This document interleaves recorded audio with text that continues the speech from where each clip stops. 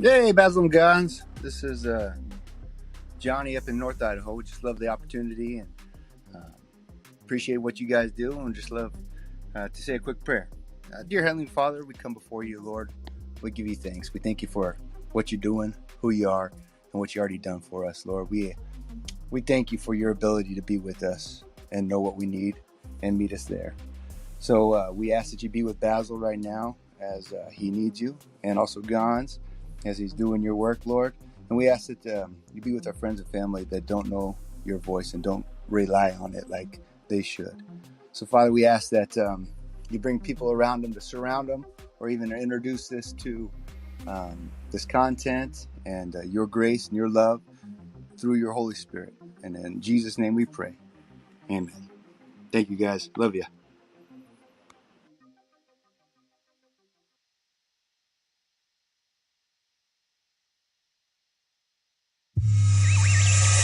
The world is getting crazier.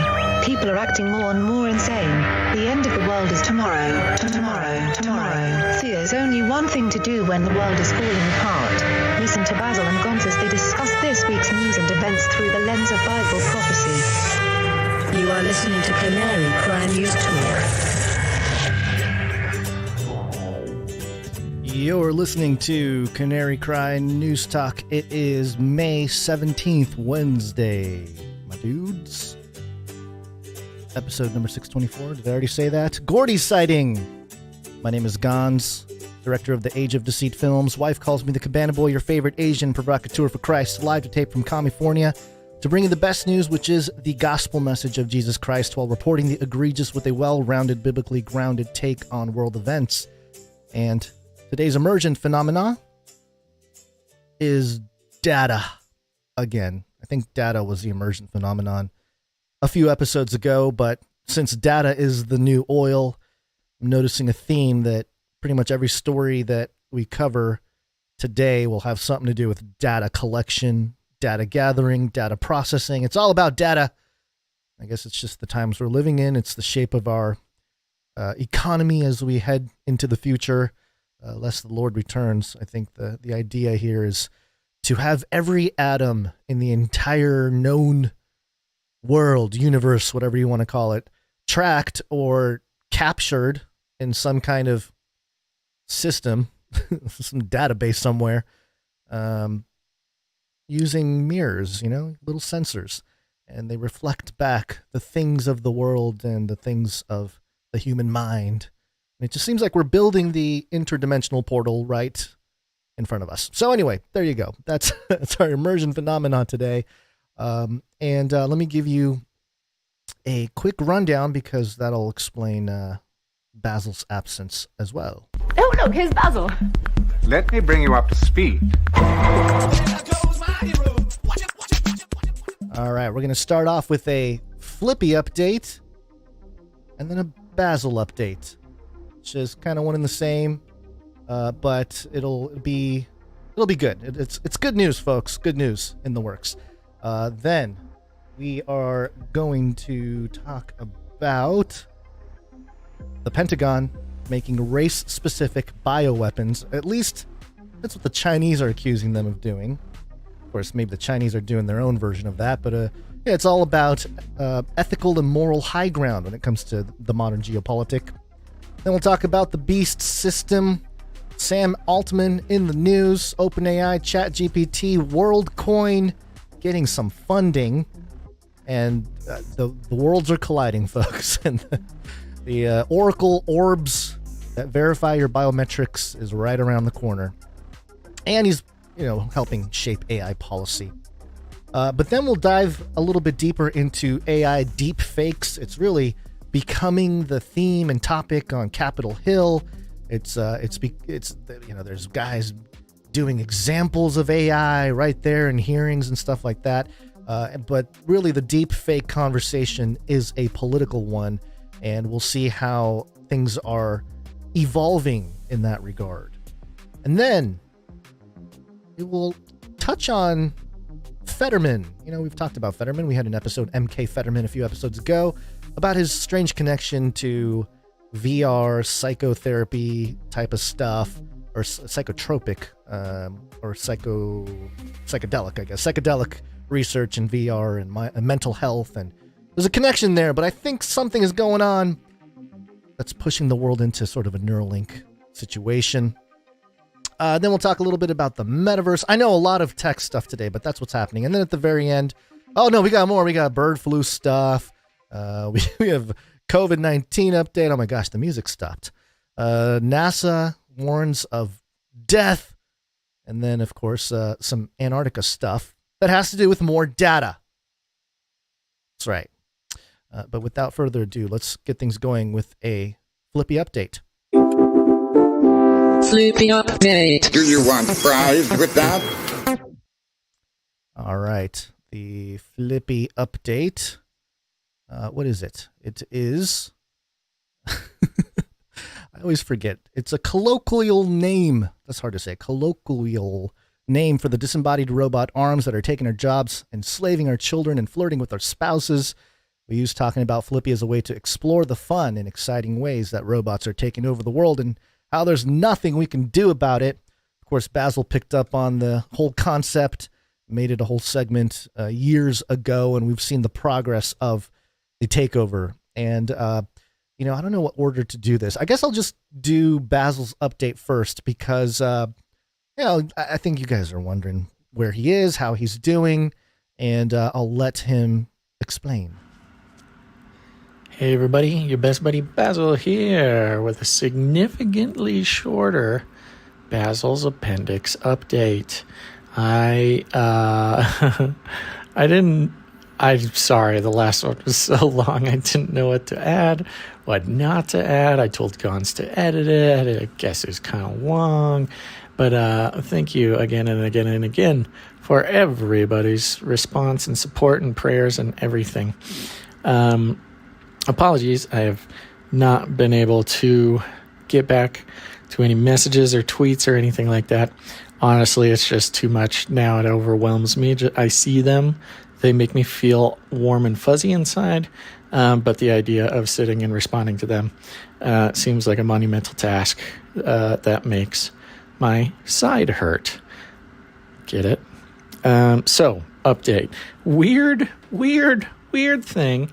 I'll start with this.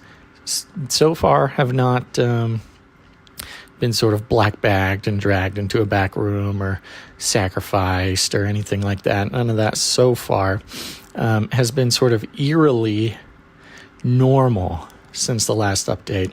With the exception of the last update, I was going in for a second surgery.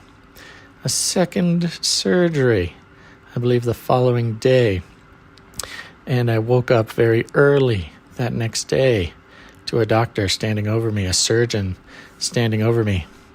And that surgeon was telling me, we are not going to do a second surgery.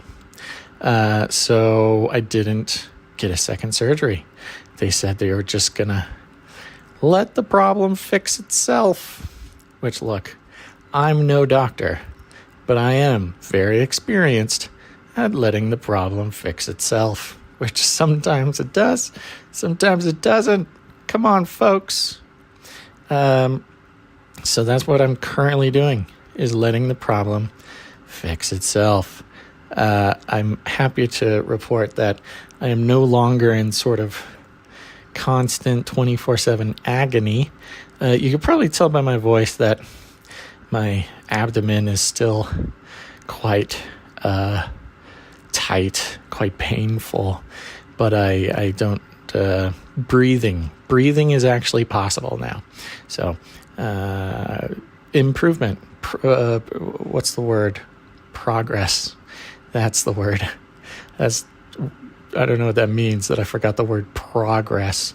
But yeah, 10 whole days in the hospital now. I feel like I'm on a game show, some sort of game show, where if I stay here longer than any of the other patients, then I win some sort of prize. That's just a fun game I've been playing and haven't told anybody about until now. So now we can all sort of pretend together that instead of, your best buddy in the hospital, septic on the verge of annihilation, it's, yes, my best buddy Basil. He's on a game show where he has to lie in bed for longer than a bunch of other contestants. And look, those other contestants, they have, I think they have some advantages, because I don't think any of the other contestants in the hospital, or at least on my floor, are less than twice my age. But I think, considering my age, my inexperience, I'm doing quite well. And I hope to bring home the prize and bring honor to my family and my friends. Okay, Gon's asked for just about 5 minutes on this one, so I'm going to try to stick to that. Oh, whew. Yeah, that one still hurt. Okay, thank you very, very much to everybody sending suggestions for alternative solutions to my problem. I appreciate that. Thank you to those offering to come SEAL Team 6 me out of the building. I do appreciate that. Stand by and stand strong. Thank you to everybody who is just sending the encouragement and the prayers and everything. And of course, thank you to God for giving me the strength to bring home the prize in this game show that I am competing in. And thank you to Gons for keeping the show going, killing it, rocking it. You got it, buddy. Okay, everybody, think outside the appendix. All right, there you go. So, sounding a little better, although it's not making me feel good that he's having like this weird requiem for a dream, I'm in a game show thing happening. But, your mind can do interesting things when you're in certain situations. So we'll keep praying for Basil, and I think he'll be okay. I think he's going to get out of there soon. So he'll be back in the next few days, which is great because my move is getting really intense in the next few days, and I don't know what it's going to look like to do a show. There's a lot of moving parts on my end, multiple screens, multiple buttons, multiple applications. And so, but, we'll figure it out. It'll be okay. But in the context of FLIPPY and the FLIPPY update, we do know that some FLIPPY machines worked on Basil's body. If it was a few years into the future, he may have had a little bit more assistance from Phoenix. I bring you to the actual FLIPPY update here from IEEE.org, one of our earliest sources when we started talking about transhumanism. The headline is Sanctuaries, that's the name, Humanoid Robot is for General Purpose Autonomy. Phoenix seeks to embody human-like intelligence. There's a photo up here, very sleek, Sanctuary AI. Humanoid robot. It's got the robot-looking body. I don't really know how to explain it. Kind of like an Iron Man type of thing going on. We'll learn more about its stats as we go through here. The article reads, we've been keeping track of Sanctuary AI for quite a while, mainly through the company's YouTube videos that show the upper half of a dexterous humanoid performing a huge variety of complicated manipulation tasks thanks to the teleoperation skills of a remote human pilot. Despite a recent successful commercial deployment of the teleoperated system at a store in Canada, where it was able to complete 110 retail-related tasks, Sanctuary's end goal is way, way past telepresence. And for those who might not be familiar, teleoperation, telepresence, this is just basically internet. In Japan, at least parts of Japan, I guess, we talk about getting on Skype or Zoom or something like that. They talk about teleconference, telepresence. And not just Japan. It's just kind of becoming normalized, but there you go. The company describes itself as, quote, on a mission to create the world's first human-like intelligence in general-purpose robots, end quote. That sounds extremely ambitious depending on what you believe, quote, human-like intelligence and, quote, general-purpose robots actually means. But today, Sanctuary is unveiling something that indicates, I think there's a little typo, a substantial amount of progress towards this goal. Phoenix, a new bipedal humanoid robot designed to do manual, in the sense of hand-dependent, labor. Sanctuary's teleoperated humanoid is very capable, but teleoperation is, of course, not scalable in the way that even partial autonomy is. What all of this teleop has allowed Sanctuary to do is to collect lots and lots of data about how humans do stuff. The long-term plan is that some of those human manipulation skills can eventually be transferred to a very human-like robot, which is the design concept underlying Phoenix. So, that's been a method, so to speak, that we have pointed out for years, that all this human data, volunteered or not, is going to be used to shape artificial intelligence. You're never going to be able to do, or robotics in this case, but you're never going to be able to just create from nothing a robot that's autonomous and, has its own thoughts and ability to do things or whatever. You're going to have it modeled somewhere, and human beings are the model. That's kind of how it is. And this has been, again, it goes back to alchemy and the golem or the homunculus, this idea of creating a lifelike humanoid object that does your bidding. It's very esoteric in that way. So, not surprising, but there's more here. There was a bit of a surprise as I was going through this article. I continue on here. A little bit of the stats. This human-like form and function stands at 5'7". So pretty much me, I'd be eye to eye to it, and weighing 155 pounds. I got him on weight. I can post him up. A maximum payload of 55 pounds. Weakling. A maximum speed of 3 miles per hour. That's decently. I could probably outdo that, though. Industry-leading robotic hands with increased degrees of freedom, 20 in total, that rival human hand dexterity and fine manipulation with proprietary haptic technology that mimics the sense of touch. The hardware looks very impressive, but you should take the press release with a grain of salt, as it claims that the control system, called Carbon, quote, enables Phoenix to think and act to complete tasks like a person, end quote. That may be the goal, but the company's certainly not there yet. For example, Phoenix is not currently walking. I love the ambition and then just the slam from IEEE. It's like, this is not good enough. A lot of talk, not a lot of walk. Literally, it does not walk yet. And instead is mobile thanks to a small wheeled autonomous base. We'll get into the legs a bit more later on, kangaroo legs, but Phoenix has a ways to go in terms of functionality.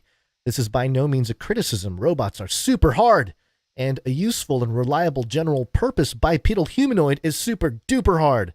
For Sanctuary, there's a long road ahead, but they've got a map and some snacks and experienced folks in the driver's seat to extend that metaphor just a little bit too far. Okay, so who is part of this team, this very ambitious team making big, bold claims about this robot called Phoenix created by Sanctuary AI.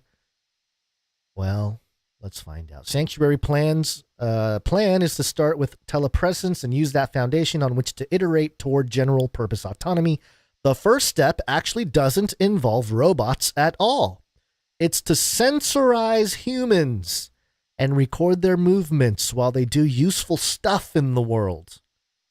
Again, have you ever felt like being watched? I mean, this is surveillance and getting all of your haptic data and perhaps your brainwave and biometric data.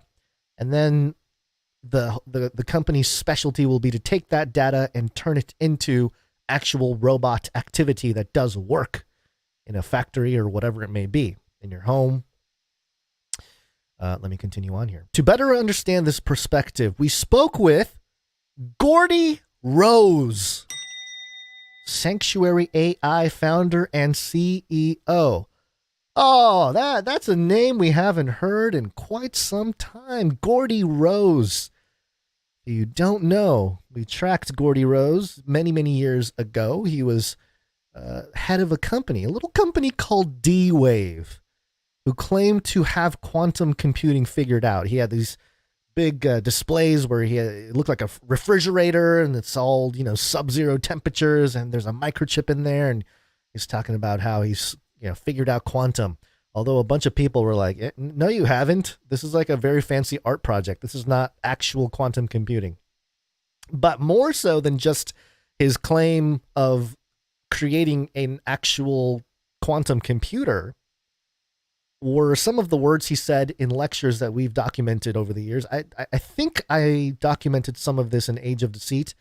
And, I went looking to see if I can find the clip before the show, and I wasn't able to nail it down. Although I did notice that when I tried to look online in general, just the general internet for the clip, and again, I didn't spend as much time as I probably should have to look for it, but I noticed that a lot of places that carried clips of it were taken down.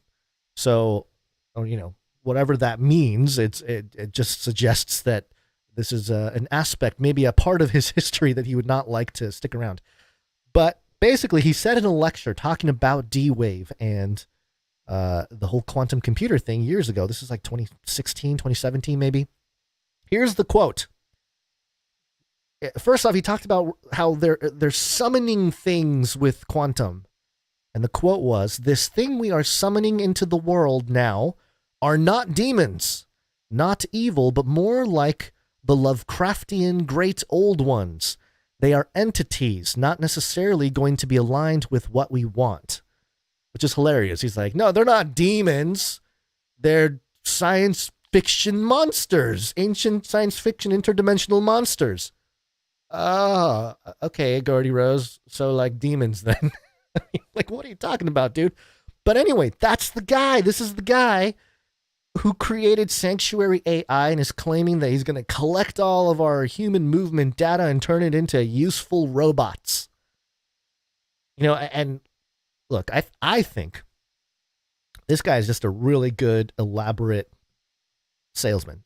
Maybe he has the technology or knows people that are working on the technology to, move in this direction, but he's a marketing genius, so to speak. Maybe not a genius, but he's a marketing guy, it seems.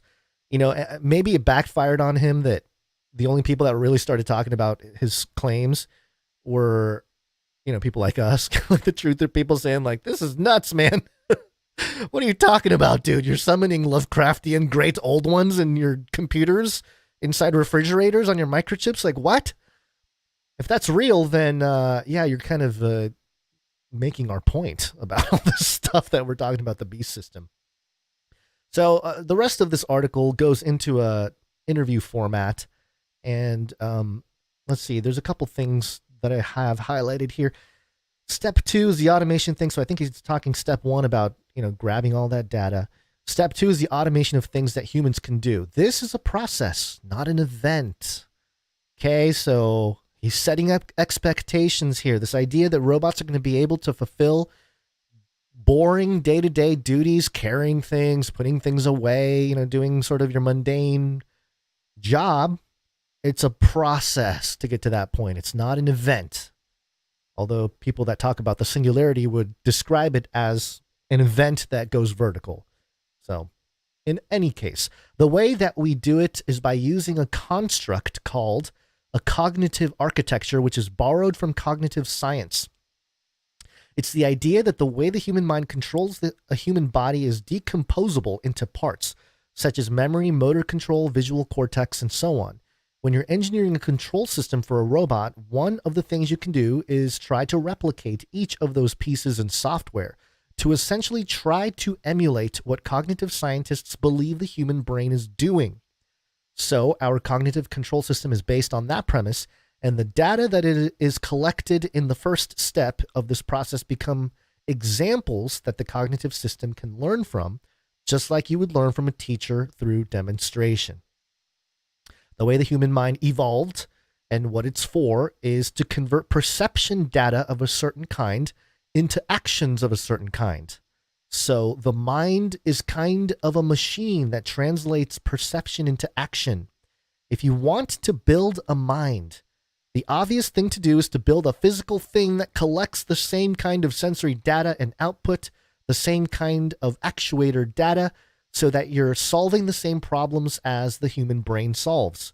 Our central thesis is that the shortest way to get to general intelligence of the humankind is via building a control system for a robot that shares the same sensory and action modes that we have as people.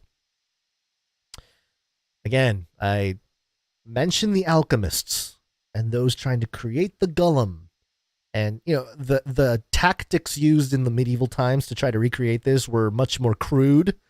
You know, I won't get into what they were doing, you know, some flasks and blood and some other secretions, but a little more, I guess, detailed nowadays. But it's the same principle. It's the same philosophy as the alchemists. Very interesting. What we're trying to do, and this is more GORDIE Rose here, what we're trying to do is build a truly general purpose technology. General purpose in the sense of being able to do the sorts of things that you'd expect a person to be able to do in the course of doing work. All right. Again, someone's going to hear this and say, brilliant. Here's $100 million to create the general purpose coin. Anyway, so there you go. This is GORDIE Rose. You can read the rest here. Do I have anything else highlighted? The control system for... Oh, okay, that's right. He kind of talks about squirrels as a sort of... so his analogy, basically, what he was suggesting is that the gap between a robot that we made, like a human-made robot, and a squirrel is actually a bigger gap than a squirrel and a human. So let me explain that again. So he's saying that there's a bigger gap in terms of, you know, creating some kind of equal level of sophistication and, you know, whatever, systems wise. The human-made robot is much further away to a squirrel than a squirrel is to a human, meaning squirrel and a human are more closely related in terms of, you know, what it is than a robot that a human made and a squirrel. So yeah, don't mess with those squirrels. But he kind of says something interesting here. He says, I'm not slighting animals because animals like squirrels are massively more powerful in terms of what they can do than the best machines that we've ever built. See, that's kind of a crazy claim there. So you're telling me a squirrel is able to do more than like what CERN does, smashing particles? I mean, I guess in terms of what it's doing in creation, it is more. It is kind of its own singularity if it has its own mind, so to speak. You know, the breath of God. But they're trying to quantify it. There's this idea, I think, that people might have that there's a lot of difference between a squirrel and a person, but if you can build a squirrel-like robot, you can layer on all of the symbolic and other AI stuff on top of it so that it can react to the world and understand it while also doing useful labor. So there you go. I mean, AI is just going to, just other stuff, symbols and AI stuff. You just put that on a machine and boom, you got yourself a useful robot or a useful squirrel robot. So I don't know. I don't know where the Lovecraftian great old ones are, I don't know if that's what Gordy Rose's actual plan is, to summon those great old ones into Phoenix here. Of course, Phoenix, rising from the ashes, the whole occult symbology there. And then Sanctuary AI, very sort of spiritual, thinking of a sanctuary as something sacred that's happening here.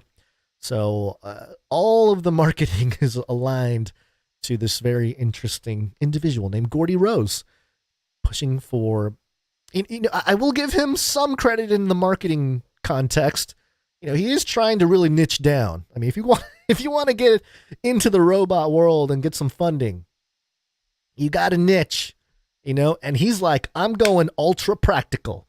I don't want all this flash. I mean, I tried to summon science fiction characters that are hyper dimensional gods, but besides the point, I want to go practical. I want basic functions. I want this thing to be able to pick up the baby carriage and, pick up dog poop and put away the dishes.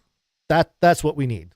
So put on that wristband, flip on that camera, and wear this headset while you do the dishes, please. All right, there you go. There's your Flippy update. A very interesting one. I think one that sort of marks where we are when it comes to the idea of Flippy, the idea of robotics. There is a race right now to bring a product to consumers. And robotics is difficult. It was always going to be a little bit slower than AI, because AI is mainly software, much like with Google and things like that, browsers and internet. That the adoption curve was very quick on those things because everyone can just hop on a computer and do it. When it comes to actual hardware, it takes a little more time. Perhaps your target audience isn't who they are, so that you have to manufacture for specific purposes, or you got industry people that are into it, but not necessarily your home robot. Elon Musk just showed his Tesla bot, walking around a little bit more. So there's a race right now. Somebody's going to get to deploy the robots into the homes. And much like the explosion of the auto industry a century ago, I think we'll have the same thing with robots. Who's got the best robot? And your son is going to say, but Clarence down the street has Phoenix 3.0, Daddy.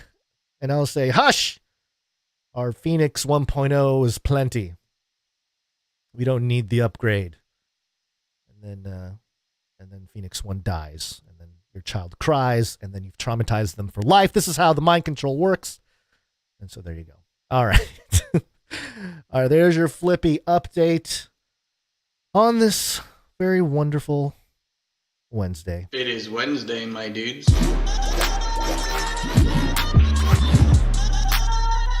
Wednesday. Hey guys, know what day it is? It's Wednesday. It's time for the Canary Cry News Talk. Yeehaw!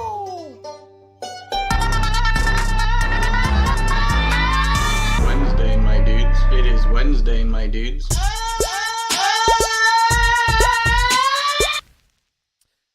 Yes, it is Wednesday, the 17th.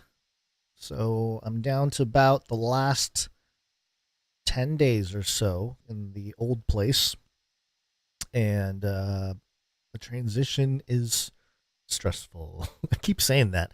Yeah, I don't necessarily have any stories to tell or anything like that, but there's a lot of moving parts. And the fun thing is to, again, design the office and make it functional and work and stuff. But my wife was giving me a hard time because, there's a lot of electricity. I eat up a lot of electricity with my rig here. And I was explaining to her the electrical flow chart, and she thinks I'm going to start a fire. So we're going to have to solve that. We'll figure out what to do. I am no good with electricity.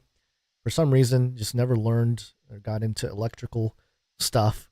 But interestingly, my wife knows quite a bit about it. So, working that kind of stuff out, getting internet everywhere, but also building some furniture, and it's been a good time, but also stressful.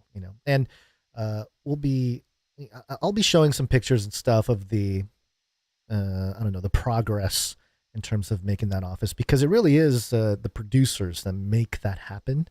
in terms of over time, we have been very blessed to have listeners who have stepped up to become producers of the show. It's the only way the show keeps going. And it is in that context that I would like to thank our executive producers. Executive producers. That's right. So we operate on value for value. We send the value out for free. There are no paywalls. There are no products. There are nothing. And we just ask that if you get value, to provide value back. It's a cyclical thing. I suppose you can call it symbiotic, but I might be getting a little too cybernetic with terms like that.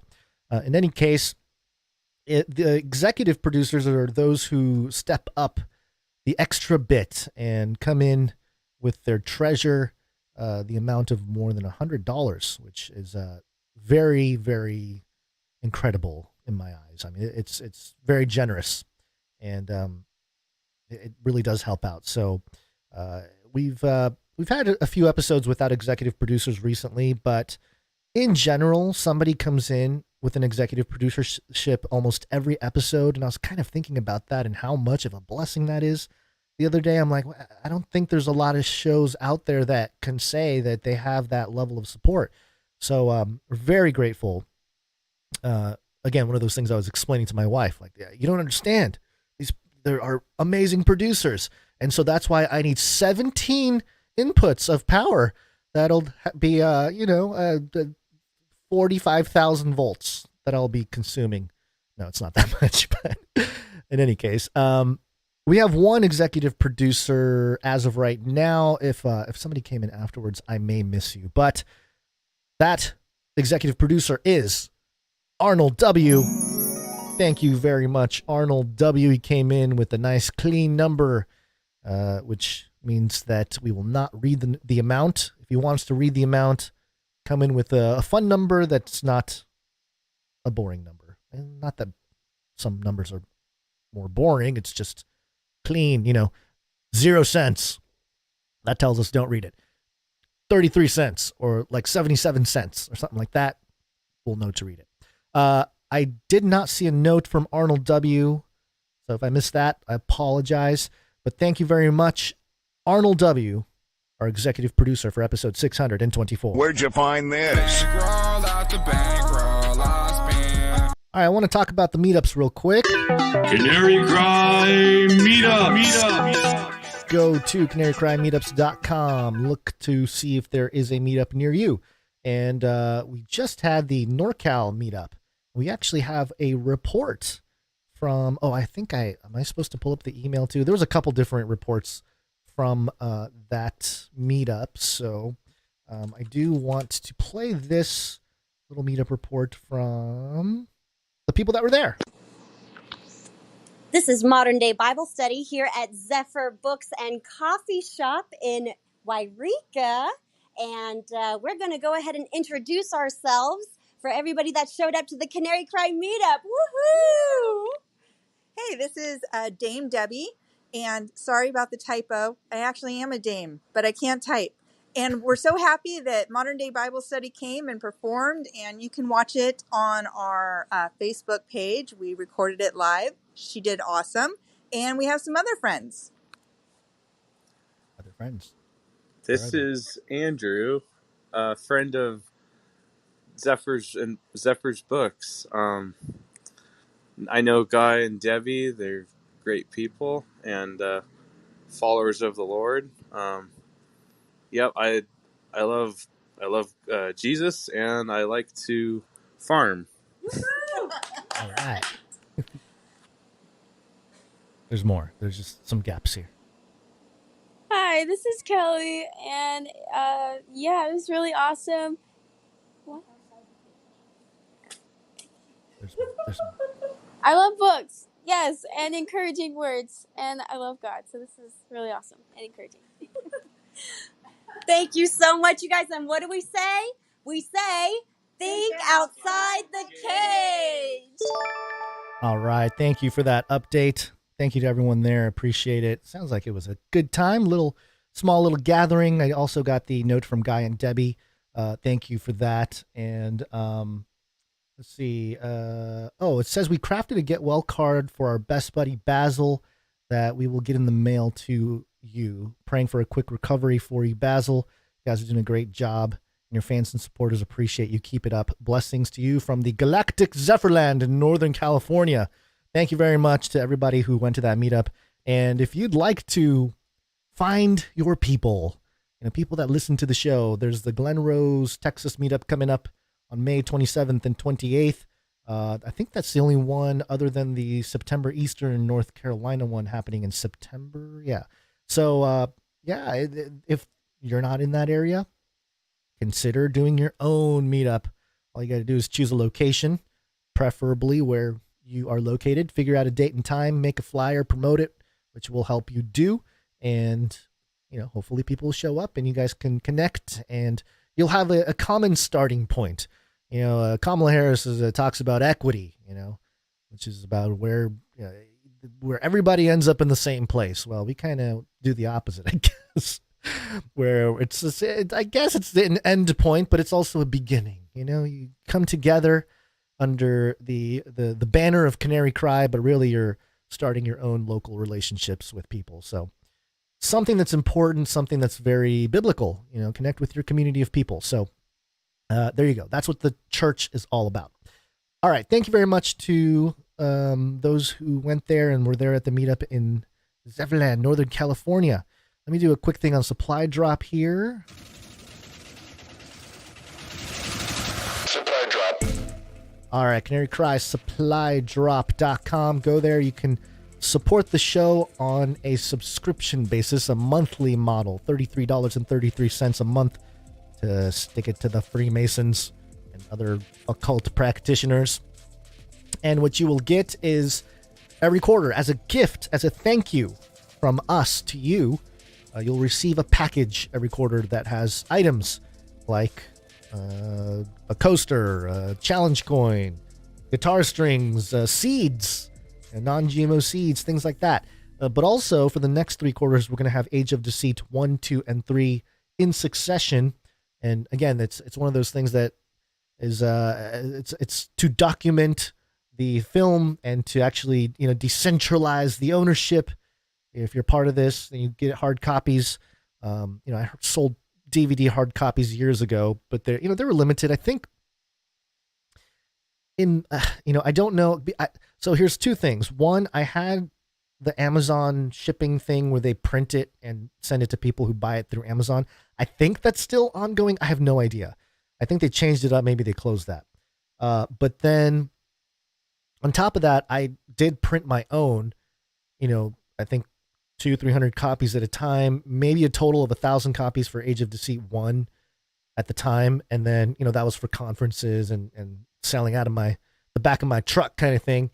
And then Age of Deceit 2, same thing. And I don't think I ever actually did hard copies of Age of Deceit 3. So that's really where the value comes in terms of the supply drop. But yeah, just documenting the film and holding a physical copy just to, preserve the stuff, the info. And one of the things you'll find in there is the clip of GORDIE Rose talking about summoning entities. So there you go. That's another connection to an early part of the show. But there you go. That's all it is. So CanaryCrySupplyDrop.com. There you go. Thank you. Waiting for supply drop.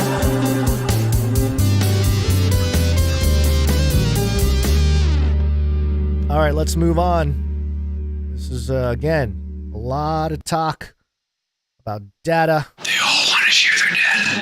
President Biden saying everyone wants to share their data because he knows everyone needs to share their data. Remember Fauci? Data. It's all about the data. Take that for data.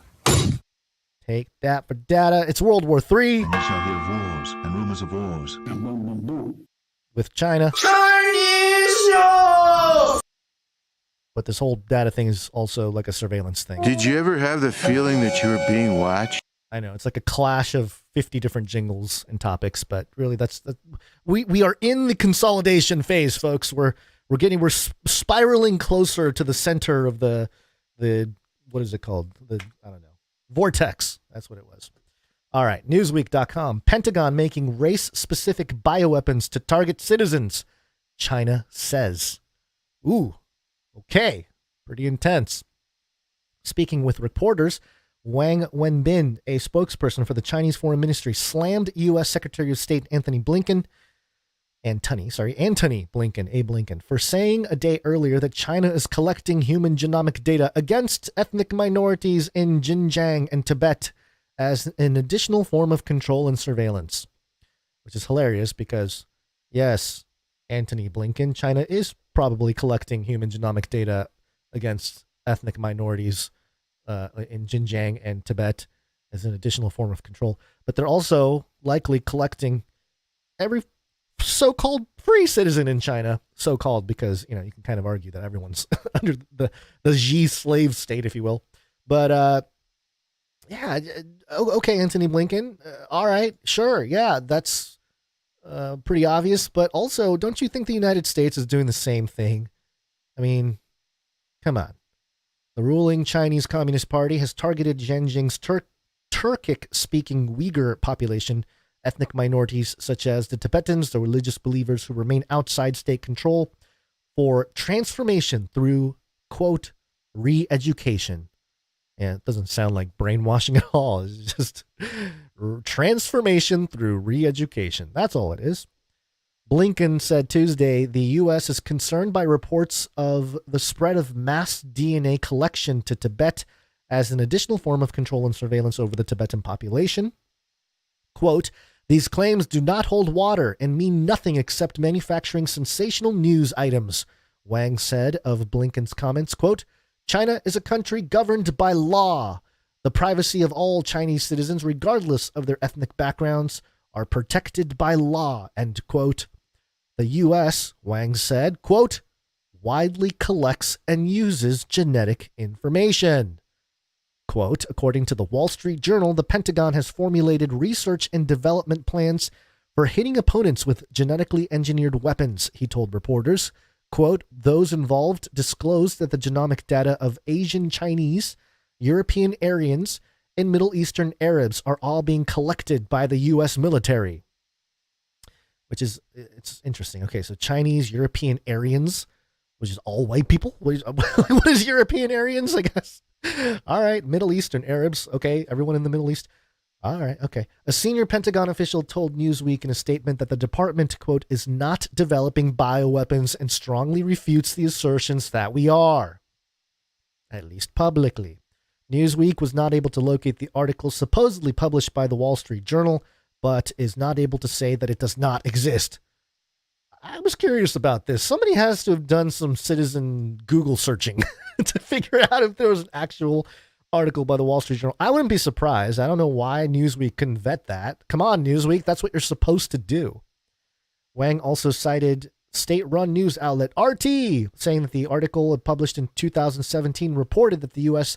Air Education and Training Command, AETC, once issued a tender seeking to acquire samples of ribonucleic acid RNA and synovial fluid from Russians. Quote, it's pretty clear who exactly is using genomic information for secret purposes, Wang said.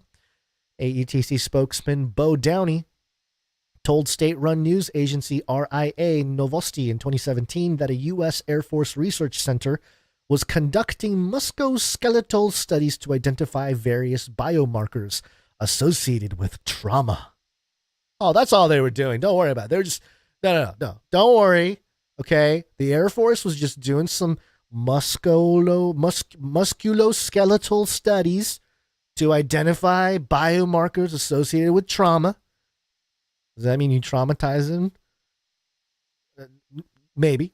He said that because an original set of data sent by the U.S. company had samples collected in Russia, the second set also required Russian samples. Oh, no. The data has been, tainted with Russian blood. Can't have that. Okay, so that's where the article ends here. Again, more sort of saber rattling when it comes to trying to get the ethical and moral high ground when it comes to the public perception, the public narrative of U.S. and China. Because the interesting thing about this World War III situation is that the U.S. intelligence is just as bad as the Chinese central government. the CCP.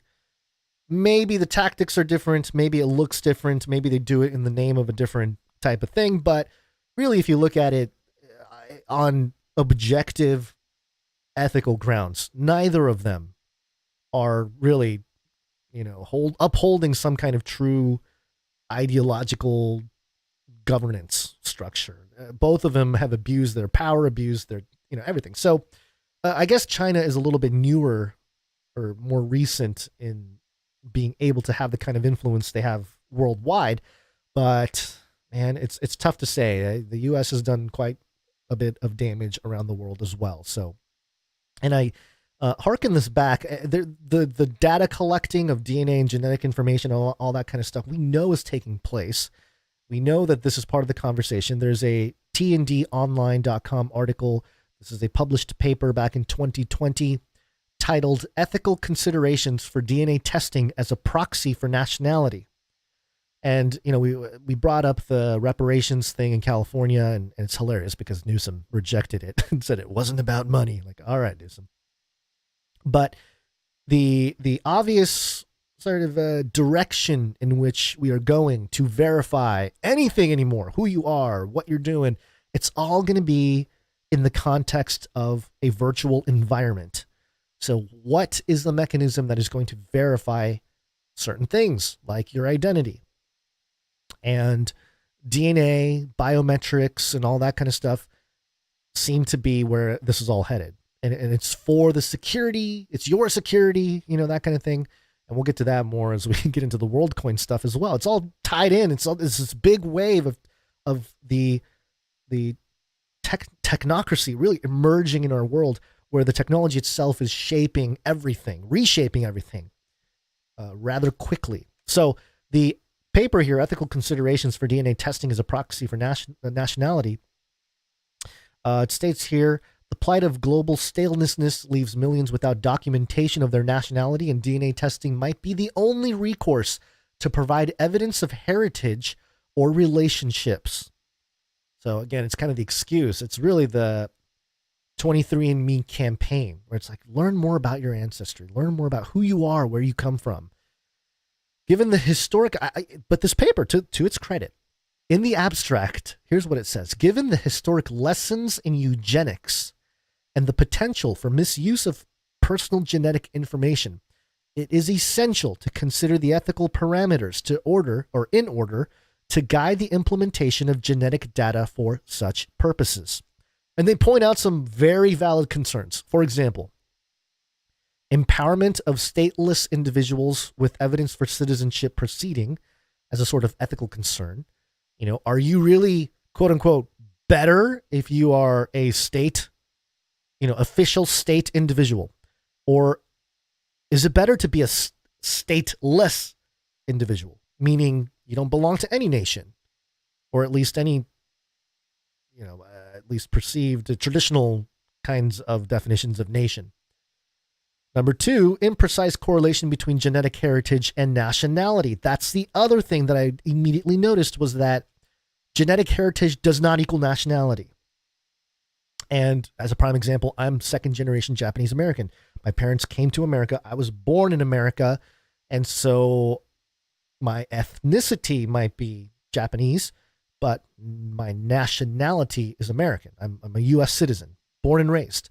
So while my genetic information might show that I'm, from Japan, and before that, Korea, China, whatever that whole lineage is, the reality is that I'm a national citizen of the United States. So the genetic testing wouldn't help me there, unless they put some biomarkers in, those evil people. Number three, effective protection of state interests. Oh, so yeah, the state interests must proceed before any personal interest of stateless individuals. And then practicalities of DNA testing. How are we going to get all these people DNA tested? How do we know it's accurate? So these are all concerns that were in this paper back in 2020. I don't know how much progress the conversation has made. All I know is that with COVID and the post-COVID world, with the post-vaccine mRNA world, they are creating the perfect conditions, all the necessary conditions to have large population just, hey, we want to be a part of this. We don't want to be stateless. We don't want to get in trouble. We don't want to go to jail. Go ahead, take my DNA. What are you going to do with it? Yeah, you're not going to change it, are you? Or clone me, are you? Are you weird, scary? So there you go. It's a conversation that really touches on the things happening in front of us. Oftentimes, one of my issues, one of my problems, just in general in life, and it's a blessing and a problem at times. I wouldn't say a curse because it's not really a curse. But it's a blessing that has sort of its downsides at times. And that is that I consider myself a watchman on the wall. So, a watchman is in a watchtower. They're kind of looking over the horizon. They're looking ahead, right? And me and Basil and this whole show and a lot of you listening and watching, that's what we've been doing. That's why we're kind of recognizing the things we're talking about with each other. It's kind of like, yeah, we're seeing the same thing on the horizon. But the problem with always looking way ahead, unless you're in a race car or something, is that you may not see what is right in front of you. And then things right in front of you, sometimes you might trip over, right? So in that same regard, the things that are happening now, what people care about now in politics and everything else, policy-wise, the immigration issue, those are all now issues that everyone's talking about. If you really kind of look at where it's headed, you see all this technology creating solutions, quote unquote, to all of these political, geopolitical, and ultimately spiritual problems that are all around us. And so this is one of those cases where you can see both. You can see, this thing is coming ahead of us, but also the stuff happening right now, all the issues everyone cares about right now. The thing that frustrates me is that people that are stuck in the now, that are really into all the policy stuff right now, they can't see the bigger picture. Like they're not able to step back and really, and this I'm generalizing, of course, but for the most part, what I've experienced is that those people who are really into the stuff happening right now, they're unable to kind of step back and see, there's a longer arc here. There's a longer agenda here. And then ultimately there's a bigger agenda here. There's an evil spiritual agenda. And then there's God's agenda, which sort of encompasses everything. And, you find comfort in that because you kind of know how it ends, as the word states. So just something interesting to keep in mind there. And all the links, of course, in the show notes. All right. Continuing on with the conversation, let's talk a little bit about the beast system. Speaking of the beast system, beast system. And the orb. The orb is back. This is coming from Fortune.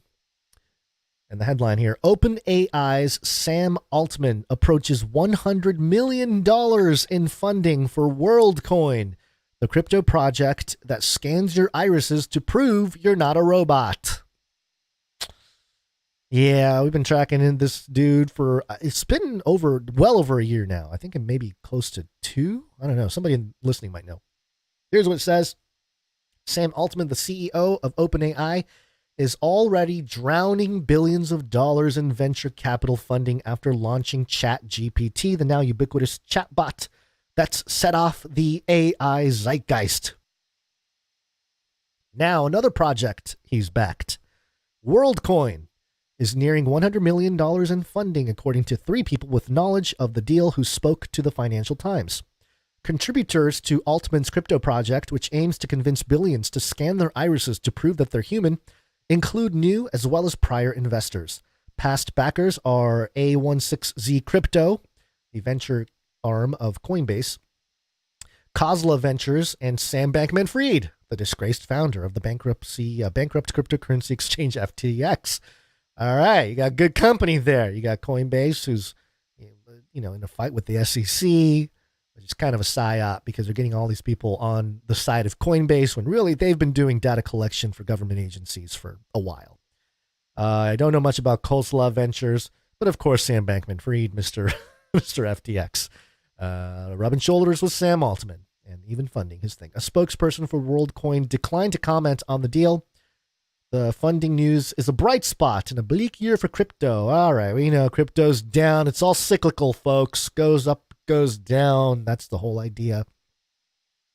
They talk about WorldCoin, how it's populated with PhDs and longtime software engineers.